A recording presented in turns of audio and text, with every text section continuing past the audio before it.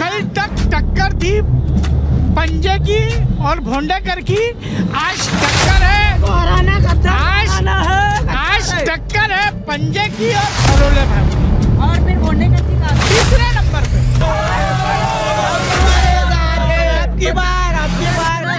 सरकार जा बेटा। आमदारांना फक्त त्या वोटिंगवर ओयो सुरू करायचा आहे। सच बात है बिल्कुल। अभी जैसा आप देख सकते हैं जितनी भी रैलियाँ जा रही है सब में भीड़ बढ़ाने के लिए पैसे दिए जा रहे हैं। भाइया गांव से हायर करके लाई जा रही है, गाड़ियों में भर भर के आया जा रहा है। नमस्कार, मैं नितेश सुचबगले। इस वक्त हम लोग हैं महाराष्ट्र की भंडारा विधानसभा में। हम यहाँ पर वोटर्स का मूड समझने आए थे। यहाँ पर हमने काफ़ी सारी जो है खबरें की हैं, आप हमारे YouTube चैनल पर देख सकते हैं। तो अभी जो है चुनाव के लिए अब कुछ ही दिन बचे हैं। ऐसे में उम्मीदवारों ने अपनी जो चुनाव प्रचार अभियान को है तेज कर दिया है। या प्रचाराकरता आपण भंडाराच्या मुस्लिम नॅनो चौकामध्ये उभा आहोत आज। भंडारा शहरातील जे आमदार आहेत त्यांच्या विकासाला सध्या भंडारा शहरवासी हे कंटाळलेले आहेत। त्यांचा विकास हा फक्त बॅनरबाजीवर दिसत आहे। त्यामुळे आता तरी जनतेने सतर्क व्हा आणि या पोस्टरबाज नेत्याला पोस्टरच्या खाली उतरवून नालीत फेकून टाका।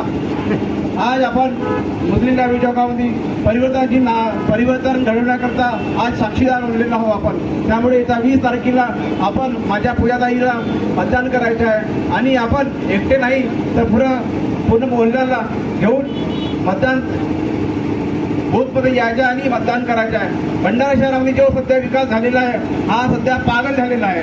भंडारा शहरात जिथे वैनगंगा नदी आहे, या वैनगंगा नदीमध्ये जे पाणी आहे अद्यापही साफ केलेलं नाही, परंतु त्या आमदारांना फक्त त्या वोटिंगवर ओयो सुरू करायचा आहे। त्यामुळे आता या ओयोवाला आमदाराला आता घरी पाठवायचे। आपल्याला चांगले संस्कार घडवायचे, आपल्याला चांगला रोजगार आणायचा।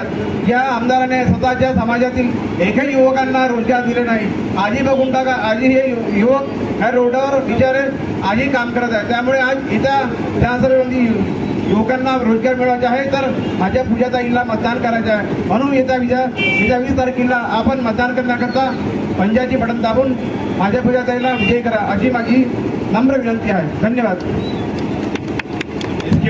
तो यहाँ पर कुछ मनोहर खरोले जो निर्दलीय उम्मीदवार हैं उनके समर्थक यहाँ मौजूद हैं। उनसे पूछेंगे कि क्या चल रहा है रैली में क्या चल रहा है। सेगी संगठन चल रहा है। मनोहर भाव खरोले चल रहे हैं अपक्ष में। अपना भाई है, अपना भाई आएगा तो टॉप पे चलेंगे अपन।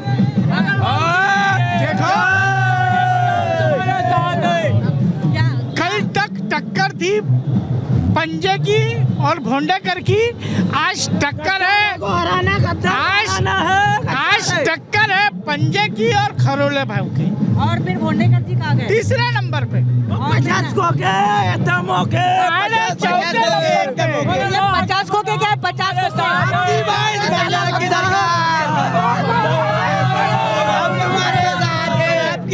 आपकी बार सरकार जा बेटा।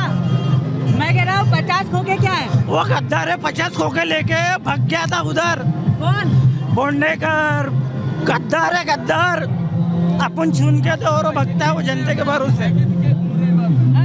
ये रोजी के आदमी नहीं है, ये कार्यकर्ता है मनोहर भाऊ के। मनोहर भाऊ ने जो काम किया है उसके कार्यकर्ता है, उसने गरीबों के लिए झूला है।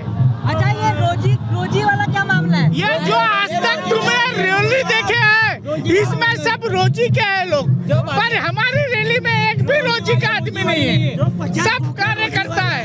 रोजी के यहाँ पर सब भाई के सहयोग के लिए आए, कोई रोजी के लिए आए नहीं यहाँ पर। रोजी वाले कौन कौन है। रोजी वाले विपक्ष की पार्टी में है। अरे वो दिखेंगे ना आपको, रोजी वाले लोग अलग ही दिखेंगे। ये कार्यकर्ताओं की फौज है। हाँ, जिताओगे आप लोग। जीताएंगे नहीं, जीत गया।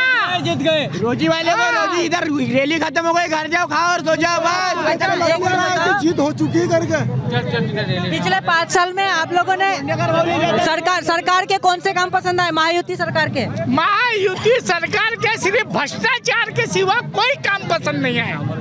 अगर मान के चलिए आपके नेता जीतेंगे तो किसे समर्थन देंगे, महायुति को या महाविकास? अपक चपक चपक अपक शानदार की बहुत कीमत होती है। की कोई कीमत लगा सकता है? नहीं, अरे कोई कीमत नहीं है, ये बिकाऊ नहीं है। ठीक है, धन्यवाद। चलो भैया, ओके बाय। चलो। यहाँ पर भंडारा विधानसभा के जो कुछ युवा हमारे साथ मौजूद है, यहाँ जो है भंडारा की राजनीति को लेकर के कुछ हमारे साथ चर्चा करना चाह रहे हैं, ये बताना चाह रहे हैं कि भंडारा की राजनीति में क्या चल रहा है।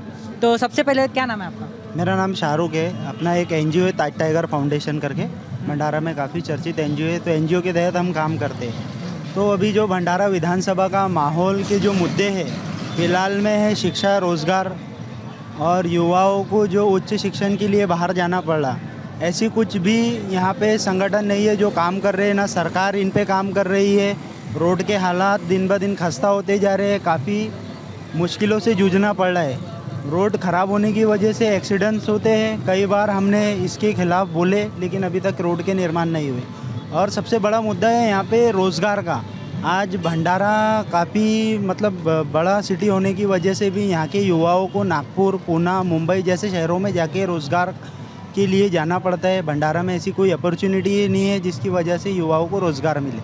ना ही उच्च शिक्षण के लिए कुछ ऐसी यूनिवर्सिटीज़ है, ना ही उनके लिए स्कूल्स, ना कॉलेजेस बराबर है जिससे वहाँ से शिक्षण हासिल कर सके। उनको नागपुर ही जाना पड़ता है। ये मुद्दा सबसे अहम मुद्दा है। सरकार को इस पे ध्यान देना चाहिए।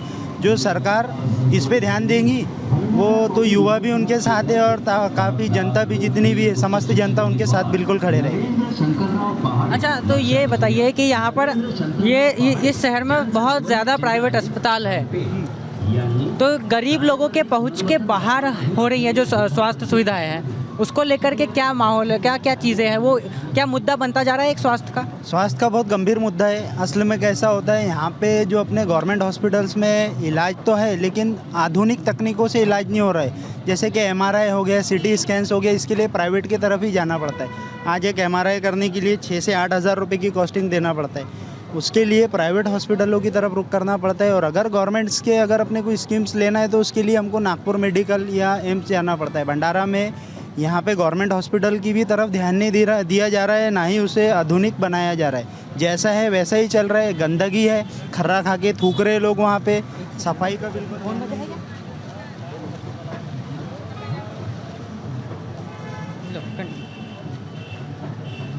सफाई का बिल्कुल ध्यान नहीं है। काफ़ी समस्या होती है वहाँ पे पेशेंट्स को आने के बाद, खाने से लेके हर चीज़ की समस्या है। साथ में प्राइवेट हॉस्पिटल्स में देखा जाए, आप एक नॉर्मली भंडारा के कोई एक प्राइवेट हॉस्पिटल में जाते हो तो वहाँ पे साफ़ सफाई मिलेंगी, आपको हर चीज़ मिलेगी। गवर्नमेंट्स होने के बाद जो हम टैक्स दे रहे हैं, जो हम पे कर रहे हैं गवर्नमेंट्स को, तो गवर्नमेंट्स फिर स्वास्थ्य सेवाओं पे क्यों ध्यान नहीं दे रहा?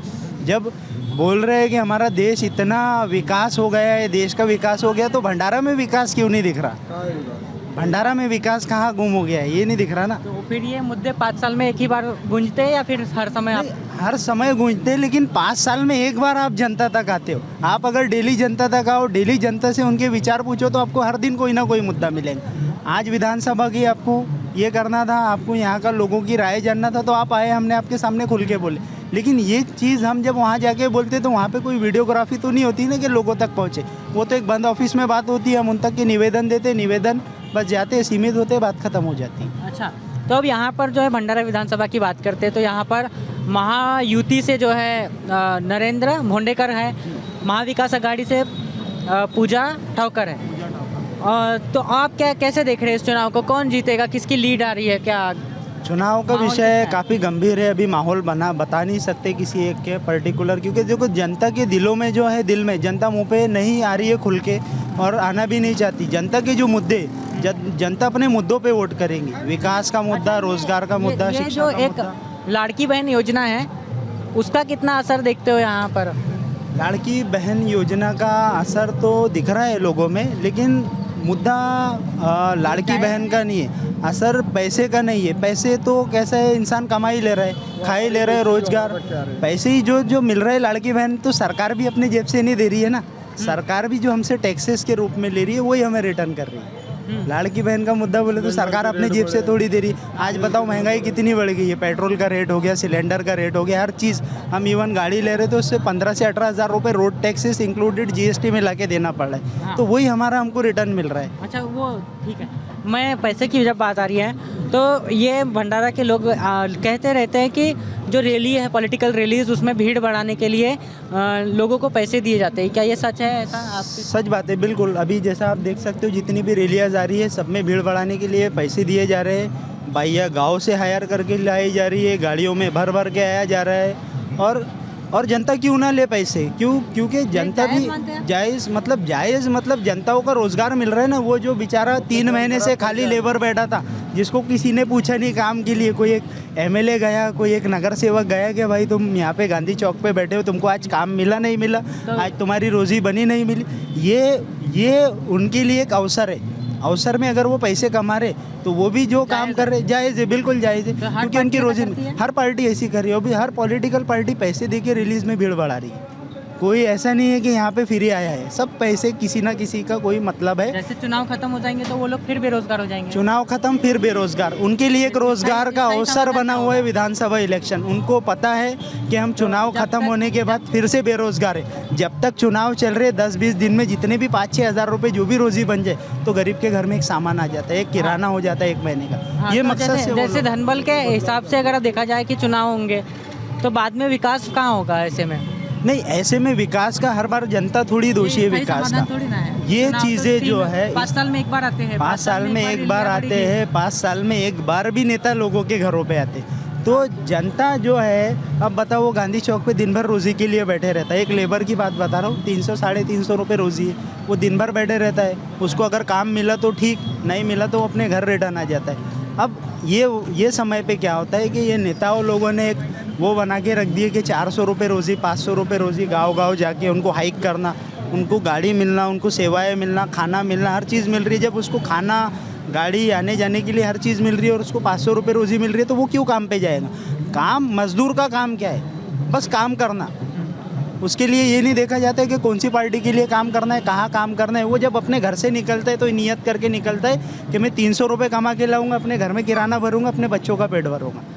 उसका कुछ ऐसा ज़ाती मकसद नहीं रहता कि वो रोज़ी से वो किसी पॉलिटिकल पार्टी का बेनिफिट हो। लेकिन ये रोज़गार का अवसर है, जनता अगर कमा रही है तो इससे किसी को यानी आपत्ति होना ही नहीं चाहिए। क्योंकि नेता कमाते तो जनता कुछ बोलती है क्या? नेता से जनता हिसाब मांग रही है क्या कि तुमने इतना फंड आया, कहाँ खर्चा किए, बताओ तुम्हारे अकाउंट में कितना पैसा बचा, कहाँ तुम पार्टी में कितना खर्चा कर रहे हो, डीजे में कितना खर्चा कर रहे हो। जनता ये हिसाब नहीं मांग रही ना।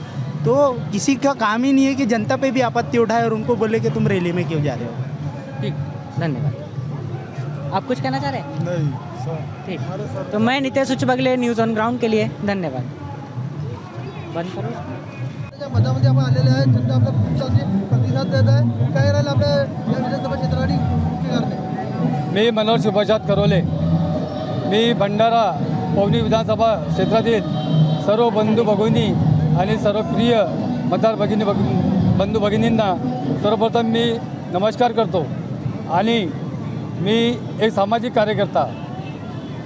माझ्या निवडणूक चिन्ह संगणक कॅम्प्युटर आहे. मी गेल्या 30 ते 35 वर्षापासून सतत सामाजिक संघटनेमध्ये आणि राजकारणामध्ये काम करत आहे. मी काम करत असताना मी आजपर्यंत जनतेचे काम करत असताना कधी कोणाची चहाची अपेक्षा केली नाही, कोणाकडून पैसेही घेतले नाही. मी आज स्वतः विधानसभेचा पूर्ण दौरा केल्यानंतर संपूर्ण क्षेत्रामध्ये फिरल्यानंतर मला एकच जाणवलं आहे का स्थानिक जे आमदार आहेत, या स्थानिक आमदारांनी पूर्ण विधानसभामध्ये विकास केलेला नाही. आणि जे विकास झालेले आहेत त्या विकासाच्या नावाने त्यांनी फक्त एक खोकेलाजी म्हणून ते लोक फक्त खोटा आरोप आणि खोटा प्रचार करत आहेत. आज क्षेत्रामध्ये फिरत असल्यानं बरेच काही समस्या आहेत. शेतकऱ्यांचे प्रश्न आहेत, शिक्षित बेरोजगारांचे प्रश्न आहे आणि महिलांचा प्रश्न आहेत. असे अनेक प्रश्न आहेत. शिक्षणाचा प्रश्न आहे. या प्रश्नाला आतापर्यंत त्यांचे ज्या पद्धतीने विकास व्हायला पाहिजे त्या पद्धतीने विकास झालेला नाही आहे. पण आज भंडारा विधानसभा क्षेत्रामध्ये एक बलाढ्य धनाढ्य विधानसभाचे सदस्यासोबत एक गरीब कार्यकर्ता उमेदवाराची एक लढत आहे आणि या लढतमध्ये आम्ही ज्या 35 वर्षापासून जे क्षेत्रामध्ये काम करत आहोत त्या क्षेत्राच्या या कामाच्या आधारावरती आज आम्ही विधानसभावर फिरत आहोत आणि संपूर्ण जनतेला आम्ही हात जोडून त्यांनी विनंती करत आहोत की आम्ही जे 35 वर्षापासून जे कामं केलं आहोत त्या कामाच्या आधारावरतीच आम्हाला मतदान करा. ज्यांनी कामं केले नाही आणि जे खोटे आश्वासन देऊन त्यांनी जे आतापर्यंत या क्षेत्रामध्ये फिरत आहेत अशांना तुम्ही नाकारून त्यांना घरी बसवण्याचा प्रयत्न करा.